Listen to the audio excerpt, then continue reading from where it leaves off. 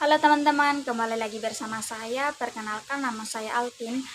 Di video kali ini saya akan menjelaskan tentang salah satu contoh soal tentang mencari nilai maksimum menggunakan metode Big M. Jadi baik teman-teman, di sini terdapat soal di mana fungsi tujuannya itu Z sama dengan 3x1 ditambah dengan 5x2. Kemudian di sini terdapat fungsi kendala di mana x1 kurang dari 4. Kemudian fungsi kendala yang kedua itu 2x2 kurang dari sama dengan 12. Kemudian di sini terdapat fungsi kendala yang ketiga yaitu 8x1 ditambah 2x2 sama dengan 18. Kemudian di sini teman-teman terdapat fungsi pembatas di mana x1 dan x2 itu harus lebih dari sama dengan 0. Jadi teman-teman, untuk kita masuk pada metode Big M, kita harus mengubah pertidaksamaan ini menjadi persamaan dengan cara menggunakan beberapa variabel.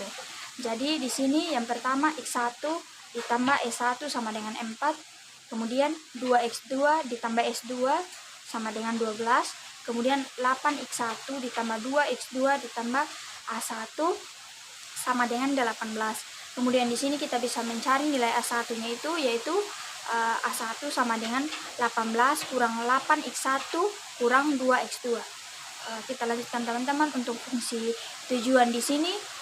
Z sama dengan 3x1 ditambah 5x2 kita kurangkan dengan MA1.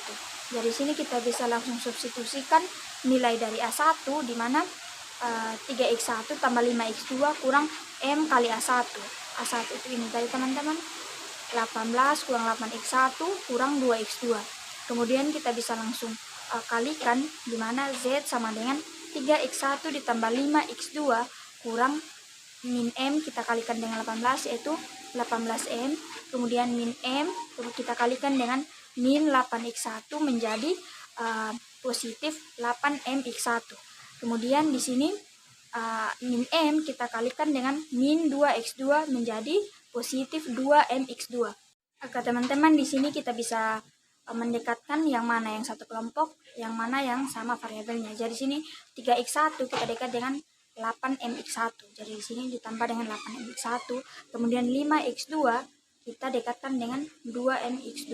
Ini teman-teman. Kemudian kurang dengan 18m. Jadi di sini kita bisa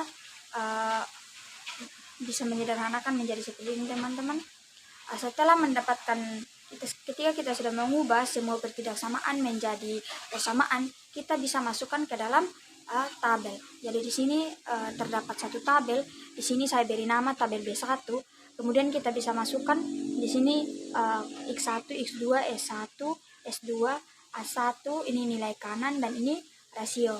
Kemudian teman-teman di sini kita bisa masukkan untuk fungsi tujuan.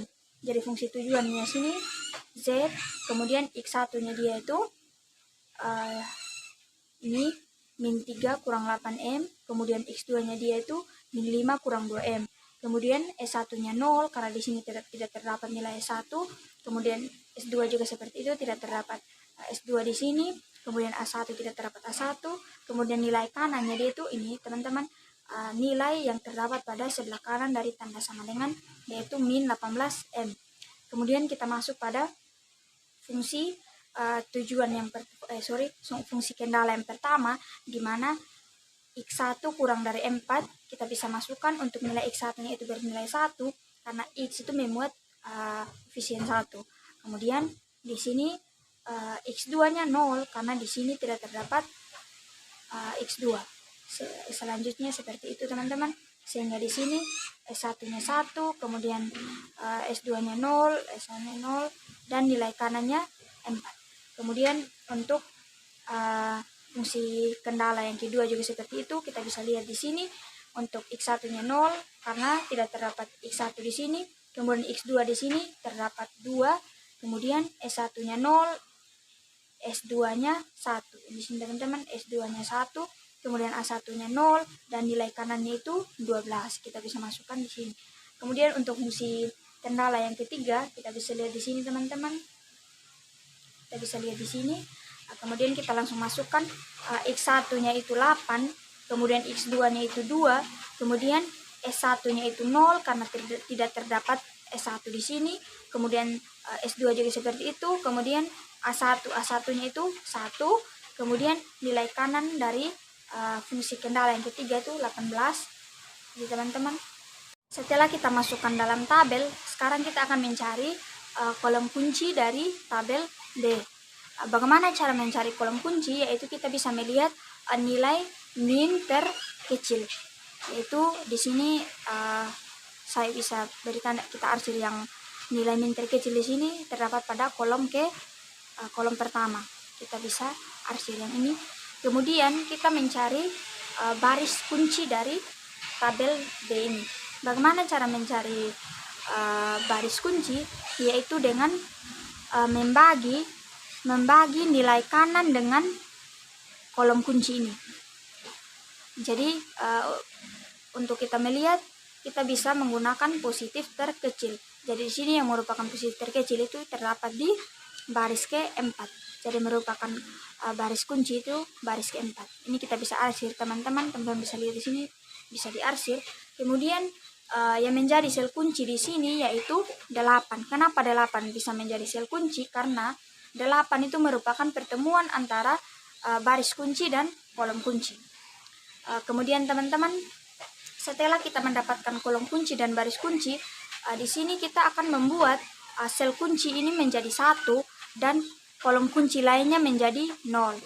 Jadi teman-teman, untuk membuat baris ke-4 atau kolom sel kunci ini menjadi 1, kita bisa menggunakan rumus. Di sini saya beri nama B4 aksen itu sama dengan B4 kita bagikan dengan 8. Kita bisa langsung masukkan teman-teman, B4 ini kita bagikan dengan 8, kemudian baris ke-4 kita bagikan dengan 8, 0 kita bagikan dengan 8, 0 kita bagikan dengan 8, dan seterusnya. Sehingga kita bisa mendapatkan baris ke-4 aksen itu 1/4, 0, 0/8, dan 9/4. Setelah kita membuat sel kunci menjadi 1, sekarang kita membuat kolom kunci lainnya menjadi 0. Jadi di sini kita bisa lihat untuk baris ketiganya sudah menjadi 0, jadi tidak perlu diubah menjadi 0. Di sini kita akan mengubah 1 ini menjadi 0. Kita menggunakan rumus baris kedua aksen itu sama dengan baris kedua mula-mula. Ini teman-teman, baris kedua mula-mula kita kurangkan dengan baris ke-4 aksen. Ini baris ke-4 aksen. Kemudian kita bisa langsung masukkan baris kedua mula-mula itu 1 kita kurangkan dengan 1, kemudian 0 kita kurangkan dengan 1/4, dan seterusnya. Kemudian di sini kita bisa mendapatkan baris kedua aksen yaitu 0 min 1/4, 1, 0, min 1/8, dan 7/4. Setelah kita mendapatkan baris kedua, di sini kita bisa mengubah lagi. Kita lihat di sini teman-teman, pada kolom pertama dan baris pertama itu kita mengubah ini menjadi 0. Jadi di sini kita menggunakan rumus di mana baris ke-1 aksen itu sama dengan baris ke-4 aksen kita kalikan dengan min 3 kurang 8M kita kurangkan dengan baris ke-1 mula-mula. Kemudian ini kita bisa masukkan teman-teman, baris ke-4 aksen 1 kita kalikan dengan min 3 kurang 8M kurang dengan min 3 kurang 8M, dan seterusnya. Di sini kita bisa mendapatkan baris ke-1 aksennya yaitu 0 min 17/4, 0, 0, 3/8 kurang M, dan min 27/4. Di sini setelah kita mendapatkan tadi yang kita cari, kita bisa masukkan lagi ke dalam tabel. Di sini saya beri nama tabel B aksen.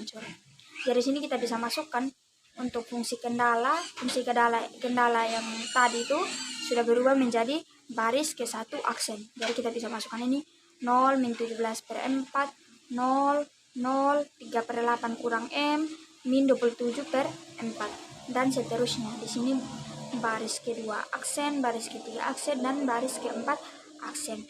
Jadi di sini kita sudah mendapatkan nilai dari 1. Di sini kita bisa lanjutkan yaitu dengan mencari kolom kunci. Bagaimana mencari kolom kunci? Yaitu kita bisa melihat negatif terkecil. Di sini yang merupakan negatif terkecil yaitu terdapat pada kolom kedua, yaitu min 17 per 4. Di sini kita bisa arsir teman-teman. Kemudian kita bisa mencari baris kunci dengan membagi nilai kanan dibagikan dengan kolom kunci. Jadi di sini kita bisa melihat positif terkecil. Yang merupakan positif terkecil di sini teman-teman yaitu pada baris keempat. Jadi kita bisa arsir. Kemudian teman-teman di sini yang merupakan sel kunci. Di sini yang merupakan sel kunci yaitu 1/4, karena 1/4 ini merupakan pertemuan antara kolom kunci dan baris kunci. Oke teman-teman, seperti pada sebelumnya kita akan membuat sel kunci ini menjadi 1 dan kolom kunci lainnya menjadi 0. Yang pertama di sini baris keempat double aksen kita ubah menjadi 1 menggunakan rumus baris keempat aksen dibagikan dengan 1/4. Nah, jadi di sini kita bisa langsung masukkan baris keempat aksen itu yang ini 1 kita bagikan dengan 1/4, kemudian 1/4 kita bagikan dengan 1/4 dan seterusnya. Kemudian di sini kita bisa mendapatkan baris keempat double aksen yaitu 4, 1, 0, 0, 1/2 dan 9. Kemudian setelah sel kunci ini sudah berubah menjadi 1, kita akan mengubah kolom kunci lainnya menjadi 0. Dari sini teman-teman kita mengubah 2 ini menjadi 0, yaitu menggunakan rumus baris ketiga double aksen itu sama dengan baris ketiga aksen kita kurangkan dengan 2 kali B4 double aksen. Ini teman-teman. Jadi kita bisa langsung masukkan 0 kita kurangkan dengan 0 kita kurangkan dengan 2 dikalikan dengan 4. Kemudian 2 kita kurangkan dengan 2 dikali 1 dan seterusnya. Sehingga di sini kita bisa mendapatkan baris ketiga double aksen yaitu min 8, 0, 0, 1, min 1 dan min 6. Setelah kita kemudian kita bisa mencari lagi baris kedua ini kita ubah dia menjadi 0 menggunakan rumus baris kedua double aksen itu sama dengan 1/4 baris keempat double aksen kita tambahkan dengan baris kedua aksen. Ini baris kedua aksen kita bisa langsung masukkan 1/4 kita kalikan dengan baris keempat aksen kita tambahkan dengan baris kedua aksen. Kemudian kita lanjutkan 1/4 kita kalikan dengan 1, kemudian kita tambahkan dengan baris kedua aksen yaitu ini min 1/4, sehingga kita bisa mendapatkan dan seterusnya ini kita bisa mendapatkan baris kedua double aksen yaitu 1, 0, 1, 0, 0 dan 4. Setelah itu kita akan mencari baris ke-1 double aksen. Kita mengubah ini menjadi 0 menggunakan rumus baris ke-1 double aksen itu sama dengan 17/4 kita kalikan dengan baris keempat double aksen, kemudian kita tambahkan dengan baris ke-1 aksen. Kita bisa langsung masukkan 17/4 kita kalikan dengan baris keempat double aksen, kemudian kita tambahkan dengan baris ke-1 aksen dan seterusnya. Sehingga kita bisa mendapatkan di sini baris ke-1 double aksen itu 17, 0, 0, 0, 7/4 kurang M dan 45. Teman-teman kita bisa langsung masukkan nilai ini semua ke dalam tabel. Kemudian di sini sudah berubah menjadi X2 yang awalnya tadi A1 berubah menjadi X2 karena kolom kunci tadi itu terdapat pada kolom X2. Kemudian kita bisa melihat apakah kita bisa menyelesaikan lagi atau tidak dengan melihat pada baris pertama apakah ada nilai min atau tidak. Karena di sini sudah tidak ada nilai min, jadi penyelesaiannya sampai sini saja dan kita bisa membuat kesimpulan di mana X1-nya itu sama dengan 0 dan X2-nya itu sama dengan 9. Kemudian fungsi tujuannya itu sama dengan 45. Nilai maksimumnya dia itu sama dengan 45. Kemudian kita bisa membuktikan dengan menggunakan fungsi tujuan tadi. Fungsi tujuan tadi di mana Z sama dengan 3X1 tambah 5X2. Yaitu Z sama dengan 3 kali X1-nya 0 ditambah dengan 5 kali X2-nya 9. Sehingga Z sama dengan 0 tambah 45 sama dengan 45. Sekian video dari saya.